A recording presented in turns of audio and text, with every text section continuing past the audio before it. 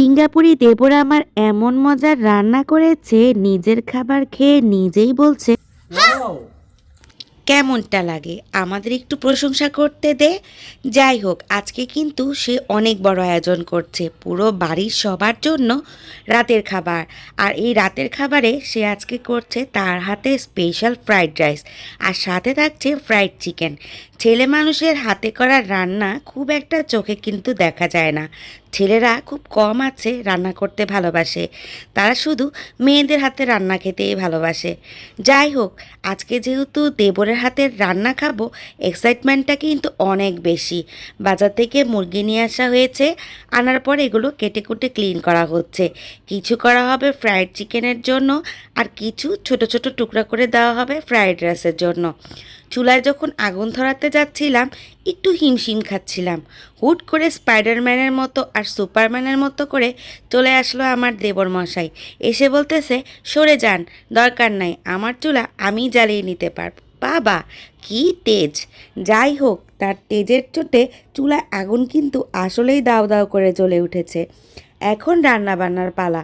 ফুলকপি, গাজর, টমেটো, বরবটি যা যা ছিল সব কিছু কুচি করে নেওয়া হয়ে দেবর মশাই স্পেশাল শেফের মতো একদম ভাব ধরে রান্না করতে বসে গিয়েছে। কত দুষ্টামি যে আমরা করছিলাম, কী যে মজা লাগছিল, সেই দিনটা খুব মিস করছি। ভিডিওগুলো কিন্তু কয়েকদিন আগের, এর মধ্যে অনেক ঘটনাই ঘটে গেছে আমাদের লাইফে, আর সেই সবগুলো ঘটনাই একের পর এক আপনাদের সাথে শেয়ার করব। প্রতিদিনকার ভিডিও প্রতিদিন আপলোড দেওয়া হচ্ছে না, তাই আগের ভিডিওগুলোই অল্প অল্প করে শেয়ার করছি আপনাদের সাথে। তেলের মধ্যে চিকেন কুচিগুলো দিয়ে তার মধ্যে দিয়ে দিয়েছে স্বাদ মতো লবণ, সামান্য হলুদের গুঁড়া দিয়ে খুব কড়া করে ভেজে নিচ্ছে। এখানে কিন্তু আস্তে আস্তে সকল মশলাই অ্যাড করা হবে, কিন্তু প্রথমে একটু লালচে করে ভেজে নিচ্ছে। দেবরের রান্না এর আগেও আলহামদুলিল্লাহ খেয়েছি।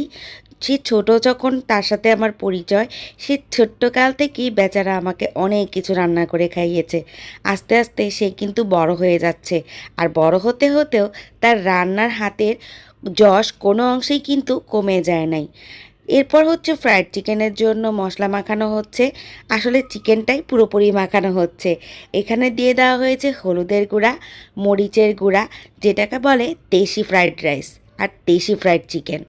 সব ধরনের মশলা অ্যাড করে তারপরে এটা ভালোভাবে মাখিয়ে নেওয়া হবে। তারপর বেশ কিছুক্ষণ সময়ের জন্য এটা ম্যারিনেট করে রাখা হবে। যেহেতু আমরা এখন ফ্রাইড রাইস রান্না করছি, আমরা না, আমার দেবর রান্না করছে, তাই একটু তো অপেক্ষা করতেই হবে ফ্রাইড চিকেনগুলো ভাজার জন্য। এর মধ্যে চুলায় আমরা পানি বসিয়ে ফ্রাইড রাইসের জন্য। আর এখানে আমার দেবর মশাই খুব চমৎকার হাতে সবগুলো কাজ শেষ করতেছে। অনেকগুলো ডিম ভেজে নিয়েছে, চিকেন তো আগে থেকেই ভেজে নিয়েছে, তারপর এখানে বড় একটা কড়াই বসিয়ে দিয়েছে। যেহেতু আমরা মানুষ অনেক, তাই ওইভাবেই অনেক বেশি করে রান্না করা হচ্ছে। পোলাও চালটা যখন অনেকটা সিদ্ধ হয়ে গিয়েছে, তারপরে এটা ঝাঁঝরিতে ঢেলে নেওয়া হচ্ছে।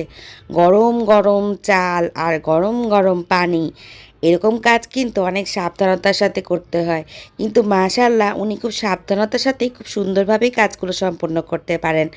এরপরে কড়াইতে একে একে সব ধরনের সবজি অ্যাড করা হচ্ছে। মটরশুঁটি, ফুলকপি, বরবটি, সব ধরনের সবজি একে একে সব সবজি অ্যাড করার পরে এখানে আমরা গরম তেলে আস্তে আস্তে চিকেন ভাজা শুরু করে দিয়েছি, কারণ রাতের প্রায় 9টা বাজতেছে। আর যারা মুরব্বি আছে তাদের তো ক্ষুধা পেয়ে গিয়েছে। আমাদের যদি দেরি করেও খাওয়া হয়, মুরব্বিদের কিন্তু খুব তাড়াতাড়ি ক্ষুধা লেগে যায়। তাই মাঝে মাঝে মুরব্বিদেরকে এই পার্টিতে রাখতে ভালো লাগে না, কারণ তাদের যে ওই যে ক্ষুধা লেগে যায়। আর লেট নাইট পার্টি হলে কিন্তু অনেক বেশি ভালো লাগে। কিন্তু যাই হোক, বেচারারা তো একসময় আমাদের মতোই ছোট ছিল, আর আমাদের মতো করেই ভাবতো, আবার আমাদের মতো যুবক যুবতী বয়সে পার করেছে, তাই তাদেরকে ফেলে আসলে কিছু করা যায় না। আর আমাদের এখানে অনেক মহৎ মহৎ ব্যক্তি ছিল যারা কাউকে ফেলে কিছু খেতে চায় না। তো যাই হোক, এই যে আমাদের গরম গরম ফ্রাইড রাইস রেডি, আর আমাদের এই যে সুপারম্যান সব কিছু রেডি করে ফেলেছে, রেডি করে আমাদের সবাইকে বসিয়ে দিয়েছে। বলেছিল আমাকে বাড়তে, কিন্তু পরে চিন্তা করলাম তুমি যখন রান্না করেছো, তুমি আমাদেরকে বেড়ে খাওয়াও। রান্না করতে অনেক সহজ মনে হলো, বেড়ে খাওয়ানোটা অনেক বেশি কঠিন মনে হয় আমার কাছে। এদিকে তো প্রচুর পরিমাণে আনন্দ চলতেছে, কেউ লুঙ্গি ডান্স করতেছে, কেউ বা অনেক ধরনের অনেক মজার মজার কথা বলতেছে। আসলে এই দিনগুলো অনেক বেশি স্মরণীয় হয়ে থাকবে।